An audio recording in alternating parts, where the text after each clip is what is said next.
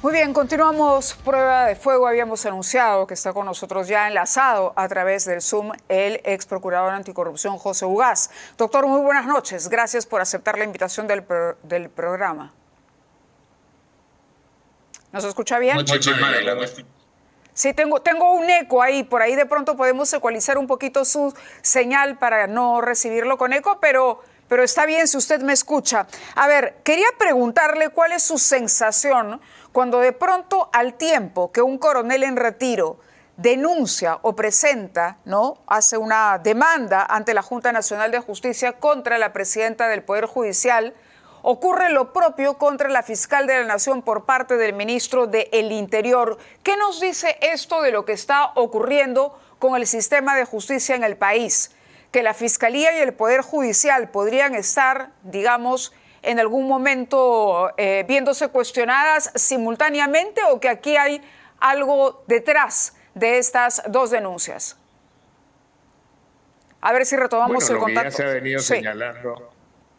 Sí, lo escucho. Hace un buen tiempo es que tanto el Poder Judicial como el Ministerio Público se han convertido en una instancia de contención para un plan en el que están involucrados el Poder Ejecutivo, el Congreso de la República y algunas otras instituciones. Entre ellas ahora se habla de la Junta Nacional de Justicia, la Defensoría del Pueblo y el Tribunal Constitucional. En realidad son algunos jueces y algunos fiscales que, ejerciendo la autonomía que les confiere el cargo, han venido oponiéndose a toda esta riada de modificaciones legales para favorecer a la corrupción, al crimen organizado. Ahora, no es casual que un ministro del Interior, pese a la investidura que tiene, que tenga la desfachatez de negarse a entregar un teléfono ante un requerimiento de una autoridad de investigación y se burla de ella entregándolo vacío y luego la denuncia, y ahora ocurre que pretenden involucrar a la presidenta de un poder del Estado, nada menos, el Poder Judicial, en una investigación disciplinaria inmediata que, de acuerdo al artículo 31 del reglamento de la Junta, solo procede para casos extremadamente graves. Exacto, que no es porque aquí se trata de un fallo en el que el ponente es el que cometió el error, y habrá que investigar si fue efectivamente un error razonable o actuó con mala intención, pero eso se produce en el contexto de una investigación preliminar que en este caso no se ha dado. Claro. Y curiosamente ahora, todo esto pasa cuando la presidenta cuestiona que se esté tratando de limitar la posición del Poder Judicial frente al Ejecutivo y el Congreso. Claro, sobre la situación, vamos primero de la presidenta del Poder Judicial. Entiendo que la Junta ha considerado que finalmente esto no encaja dentro de un proceso grave, previsto, digamos, que no se trata de una situación de grave inconducta y que por lo tanto la desestimaría. Bueno, en primer lugar, si no es un caso grave, entonces no se entiende por qué ha trascendido de que la investigación es una investigación disciplinaria inmediata, que es lo que reglamenta el artículo 31. Ajá. El artículo 51 del mismo reglamento de la Junta señala que, en todo caso, tiene que hacerse una investigación previa para determinar los hechos que son materia de cuestionamiento. Claro.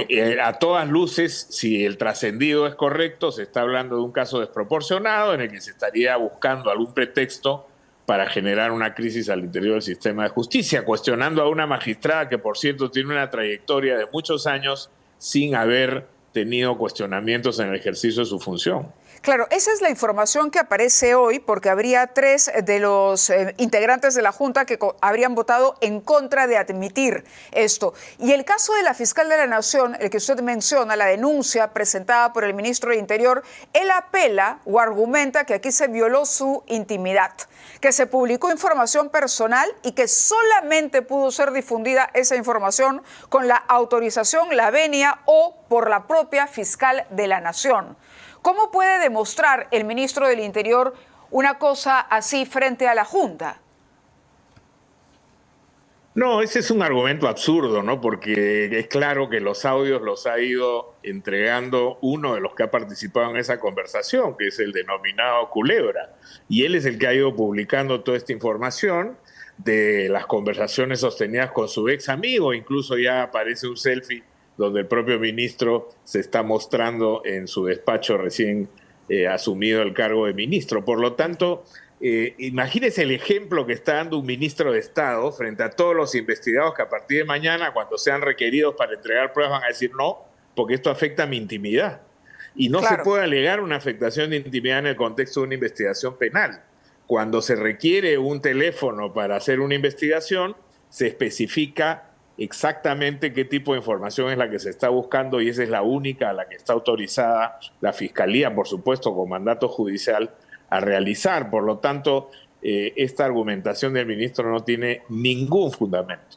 De acuerdo. Ahora, es interesante, yo le hacía la pregunta, ¿cuál es el daño que se puede estar haciendo? Porque internacionalmente, y sabemos también que la propia OCDE, cuando se ha puesto a examinar la situación de Perú, ha llamado claramente la atención sobre una politización de la justicia o interferencia en el trabajo de quienes dirigen el sistema de justicia en nuestro país.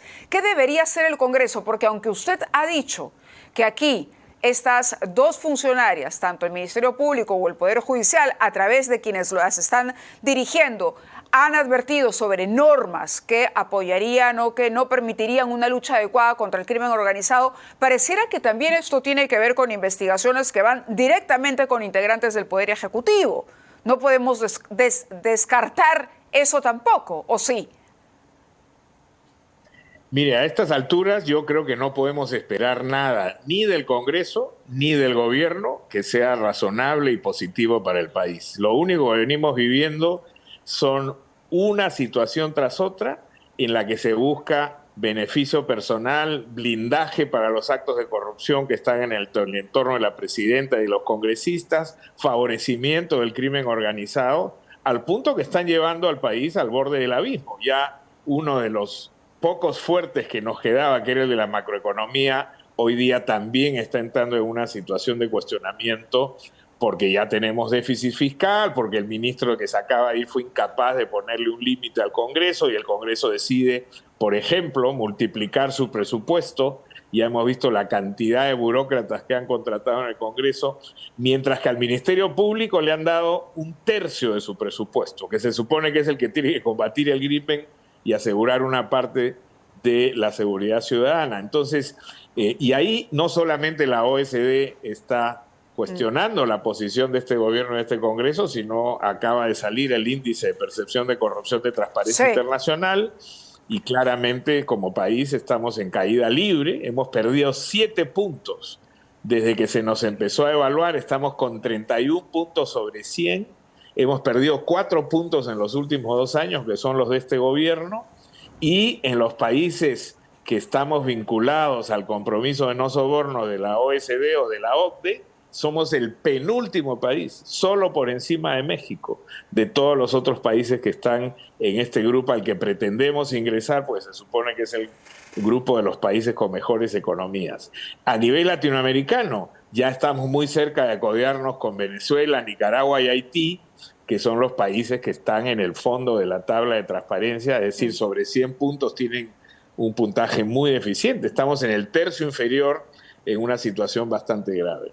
No, la situación es, en efecto, se va reflejando. Yo le mencionaba el caso de la OCDE, usted me habla ahora del índice de percepción de competitividad, pero pareciera que no hay manera de que ni en el Ejecutivo ni en el Congreso se tome conciencia. Yo le hablaba del Congreso porque decía, bueno, en ese grupo de 130 parlamentarios, ¿acaso hayan algunas voces? ¿Qué alternativa tienen la fiscal de la Nación y la presidenta del Poder Judicial, digamos, de recurrir a algún tipo de, no sé, protección que les garantice el ejercicio de la independencia de sus cargos? En medio de una discusión, a ver, que cuando uno defiende la institucionalidad, inmediatamente recibe la etiqueta de caviar. Yo no termina de entender por qué se asocia una cosa con la otra. Pero ¿cómo analiza usted esa coyuntura política tan particular a un año del proceso electoral, además?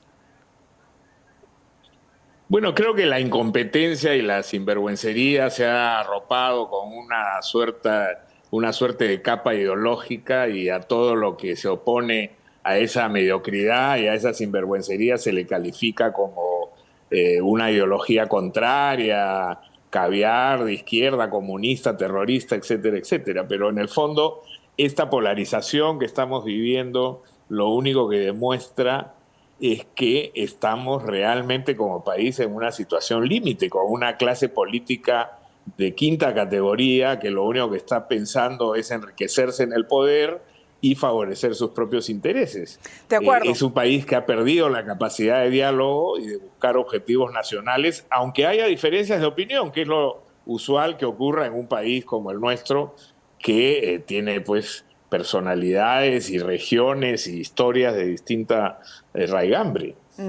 Doctor Ugaz, le agradezco su participación en el programa. Ojalá podamos tenerlo aquí en los estudios de pronto, los próximos días, para analizar mejor lo que está ocurriendo en el Perú, en esta coyuntura tan particular. Muchas gracias y buenas noches. Con mucho gusto, hasta luego. Gracias. Vamos a ir a la pausa y vamos a regresar con Daniela Cubas. ¿Quién es Daniela Cubas? Ella es...